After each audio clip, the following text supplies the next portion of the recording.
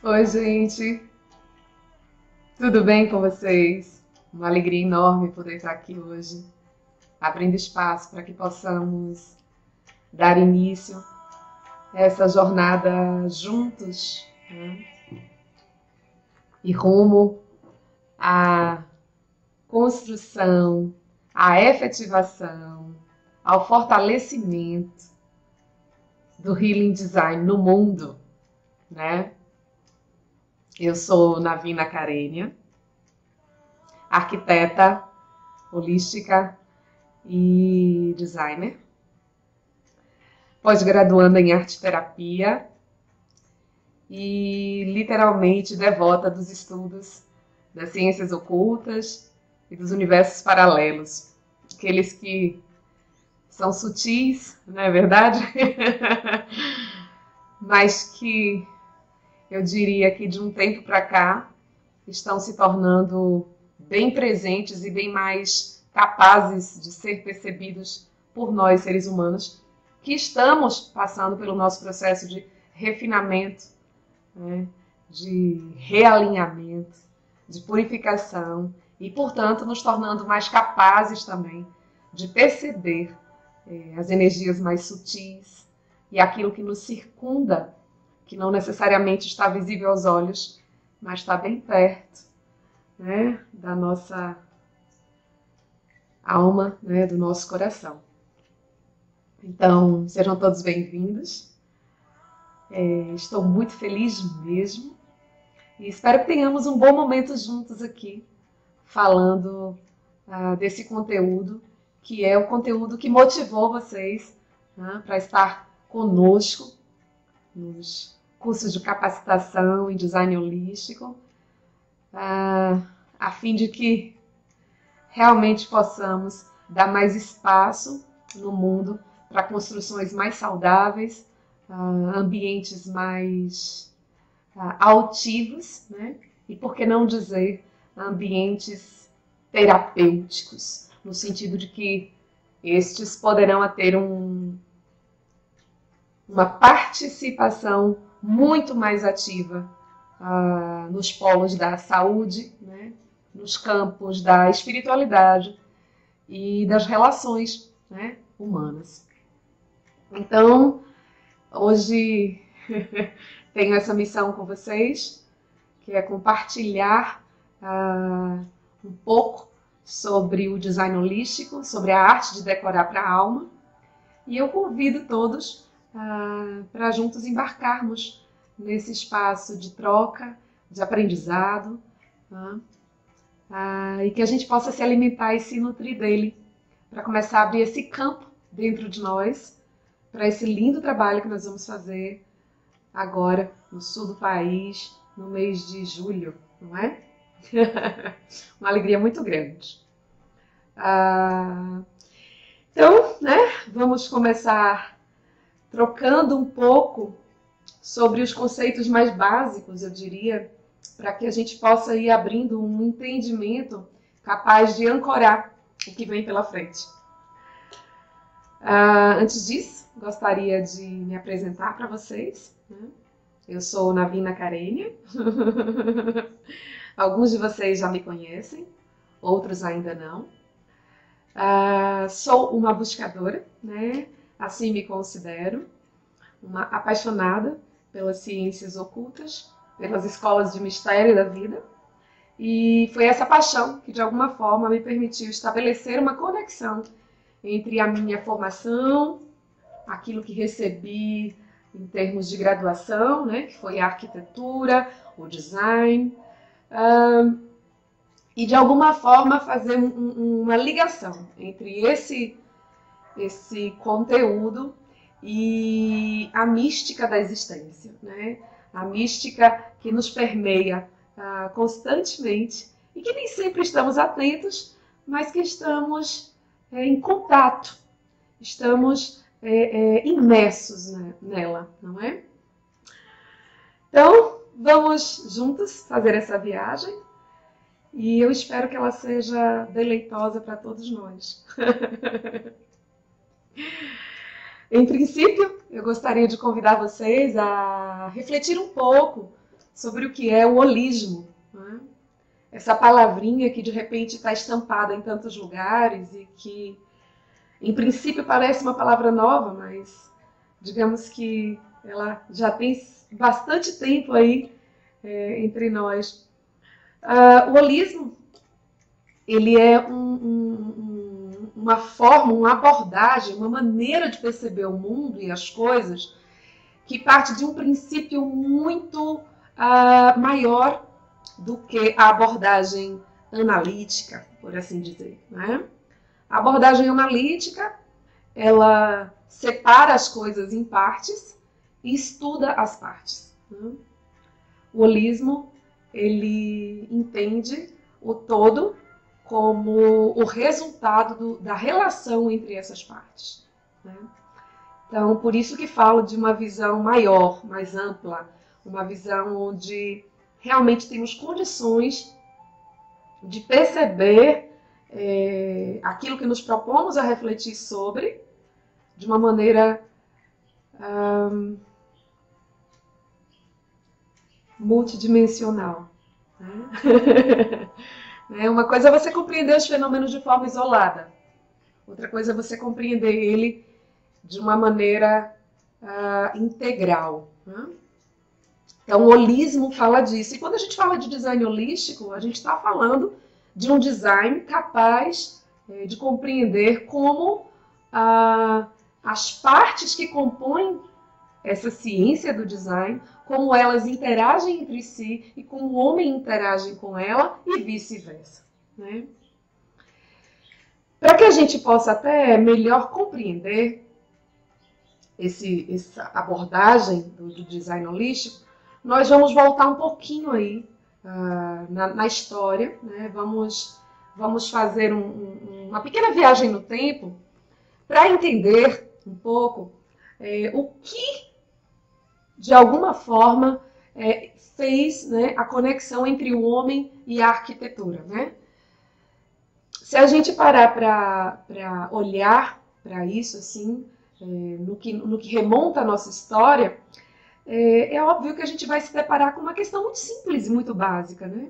A arquitetura se deu em função da necessidade de abrigo que o homem tinha, não é verdade? Na pré-história, na época das cavernas, o homem ele dialogava com todas aquelas questões na relação com a natureza de uma maneira muito primitiva, né? E dialogava com questões sérias, não é mesmo? Com a presença de animais de grande porte, com as intempéries, não é? Grandes chuvas, grandes ventanias. E ele não tinha essa proteção para o corpo, né? Para essa vulnerabilidade que é a matéria do corpo, né? E o que aconteceu então? Naturalmente, instintivamente, ele foi procurar abrigo e encontrou esse abrigo nas cavernas, né? Ao encontrar esse abrigo nas cavernas, ele começou a estabelecer a primeira relação com a moradia, com o abrigo externo, com o lugar de proteção. E por que eu fui lá atrás buscar esse gancho? Para que a gente possa compreender até o que justifica, né, a necessidade de aportarmos o design holístico. A gente está falando que a arquitetura é necessidade, né, que ao longo do tempo foi se modificando, né, foi crescendo, foi se tornando mais capaz de preencher e de dar para o homem outros aspectos, outros componentes, os quais iam gradativamente se tornando necessidade para ele, né? Quando hoje a gente pensa numa casa automatizada, nós estamos falando de uma necessidade que surgiu, né?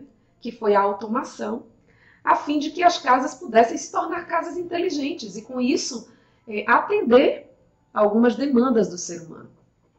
Então, vejam o salto que nós demos, não é verdade? Em termos de evolução de arquitetura e design. Mas para quê? Né? Por quê? Justamente para poder atender a essa necessidade humana que, ao longo do tempo, vai se refinando, né? Ou, melhor dizendo, se ampliando. As necessidades vão se tornando maiores e, por isso, a tecnologia, a ciência também vai buscando outras formas, né? Formas maiores para suprir essa necessidade. Então, perceba que o que faz um conceito, o que faz um componente, o que faz um novo formato ser criado, ser construído, é a necessidade humana, né? E no que tange a arquitetura e design, podemos ver isso com muita clareza. Alguns podem pensar, poxa, mas vejo o design atuando no campo da forma, no campo da beleza, e até onde a beleza é necessária. Olha, meus amigos queridos, demorou um tempo para eu compreender a majestosidade que se encontra por trás do conceito da beleza. Mas hoje eu posso garantir a vocês que a beleza ela é um aspecto extremamente necessário ao ser humano. A beleza ela é uma referência, ela é uma expressão simbólica do que de melhor, né, trazemos em beleza dentro de nós. Considerando que o mundo é um espaço para que possamos manifestar, né, os nossos seres, quem somos, eu diria que a beleza é um aspecto tão significativo quanto todos os outros. E isso ao longo dos cursos de capacitação holística em design, a gente começa a aprofundar e aprender muito mais o que tem de desdobramento por trás disso. Bom, então, né, eu falava para vocês dessa questão da necessidade do homem, né, e do fato de que a arquitetura ela veio justamente para suprir essa necessidade de abrigo do ser humano. E a evolução da arquitetura e a evolução do design se deu também em função das necessidades do ser humano relativos a esse abrigo, relativos a essa proteção, né? Bom, um outro aspecto que eu quero trazer para dividir aqui com vocês, que vai aportar o nosso entendimento com relação à arte de decorar para a alma, é também, né, buscar lá na história algumas referências que nos fazem melhor compreender sobre justamente esse aspecto da decoração, da ornamentação, do tornar belo, né, para que isso pudesse atingir um fim de necessidade também. Então já vamos começar a tocar um pouco nesse assunto, não é verdade? Bom, para que a gente possa compreender um pouco melhor isso, eu vou falar para vocês, trazer aqui, né, uma belíssima referência, e eu diria, talvez, uma das mais imperiosas nesse sentido, né? Falar um pouquinho aqui da civilização egípcia. A civilização egípcia foi a civilização capaz de ser conduzida, de conduzir-se com o constante permear da evolução espiritual, né? Eu diria que a espiritualidade era um dos fenômenos, um dos aspectos da civilização egípcia mais valiosos, mais contemplados, não é? E perceba, né, que isso, de alguma forma, propiciou que essa civilização se tornasse uma civilização referência e uma civilização que contribuiu assim, enormemente, né, com muitas ciências, né? O campo das ciências, o legado deixado pela civilização egípcia na matemática, na medicina, na astrologia, na arquitetura, é um legado muitas vezes sobrecomum, né? Alguns legados, inclusive, o homem contemporâneo ainda não conseguiu desvendar, não é verdade? A civilização egípcia, ela foi esta civilização que trouxe, né, digamos assim, que aportou, né, com muita veemência o que a gente pode intitular ou chamar escola de mistérios, não é verdade? A escola de aprendizado do desenvolvimento do ser humano a fim de se tornar um super-homem, né? E falo super-homem no sentido de tornar-se o ser humano o maior, em sua maior potência, né? Na equivalência com que seria essa projeção com relação aos deuses, com relação aos seres de mais luz, de mais consciência, né? Olha que interessante, né? Não obstante, justamente esse povo lindo e querido que começa a compreender, né, e relacionar a questão da beleza, dos artefatos, da decoração, na relação com a alma, né?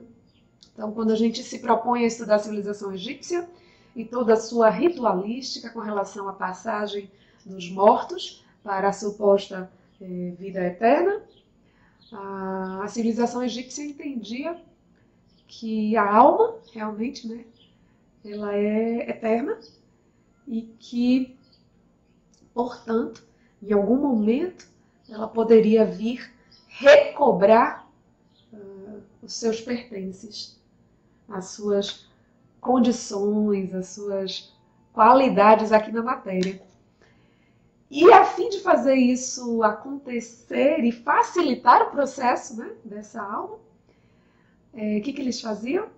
Eles decoravam, né, as suas catacumbas,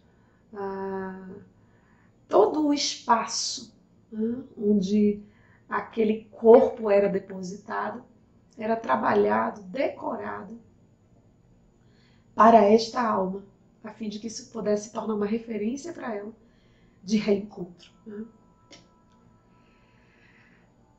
Não é interessante a gente perceber que há tanto tempo já existia uma civilização que compreendia a relação do espaço, né, da matéria com o espírito, da matéria com a alma, né? Então, quando a gente pensa, por exemplo, nas antigas civilizações incas, os incas, os maias, os astecas e, na verdade, tantas outras civilizações, é muito interessante que quando a gente se aproxima, né, inevitavelmente nós vamos encontrar esse tipo de fenômeno, esse tipo de manifestação. Essa coisa de construir, de ornamentar e de decorar para um aspecto que não nos é visível, para um aspecto que não nos é palpável, né? Quando pensamos nas grandes arquiteturas sacras, quando pensamos nas grandes pirâmides, quando pensamos e por que não, né? Trazendo um pouco mais já para o nosso tempo, nas nossas mesquitas, nos nossos templos, a gente pode parar para refletir que necessidade é essa, né, que o homem tem de encontrar no espaço da matéria uma forma, uma construção para algo, né, ou para conectar-se com algo que nós não palpamos, que nós não vemos, mas que apenas sentimos. E é esse o ponto que vai nos guiar para o entendimento da concepção do design holístico. O sentir. Compreender que boa parte dos manifestos humanos em torno dos aspectos sutis, eles têm se dado há muito tempo. Eles são muito antigos. São fenômenos milenares, né? E é interessante que a essa altura do campeonato, muitos de nós, né, ainda estejamos nesse processo de separação. Não é verdade? Ainda não tenhamos compreendido que toda e qualquer construção, todo e qualquer espaço pode se tornar um espaço para a alma. Pode se tornar um espaço para a conexão com esse campo sutil. Interessante, né?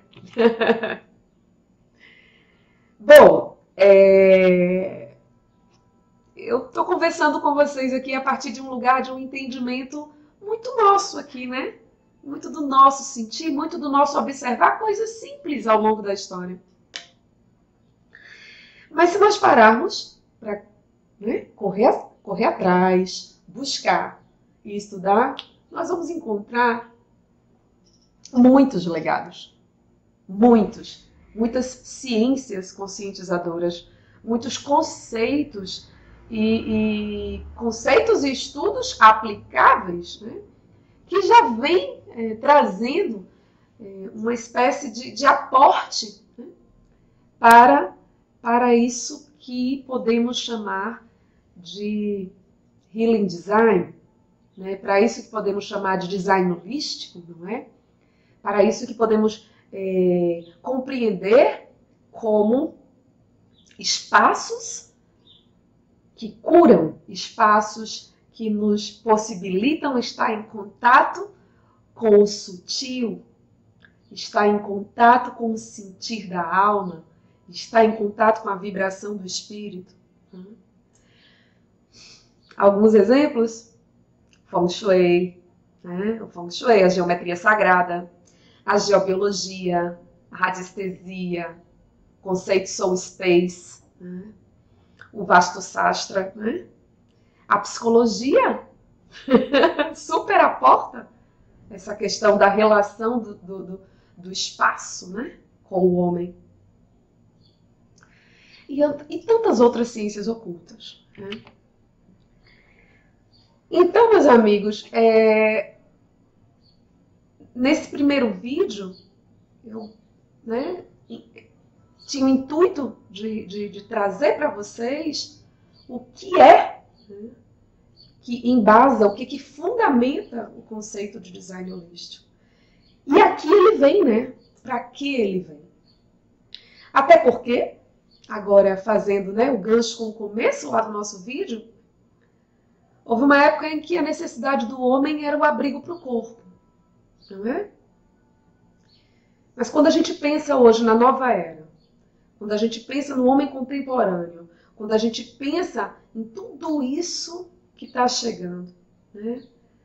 E a era do espírito, né? Do homem espiritual. Para você, qual é a necessidade do homem da nova era? O que ele precisa? Te convido para assistirmos juntos o segundo vídeo, onde vamos penetrar um pouco mais nesse estudo da arte de decorar para a alma. Te vejo lá.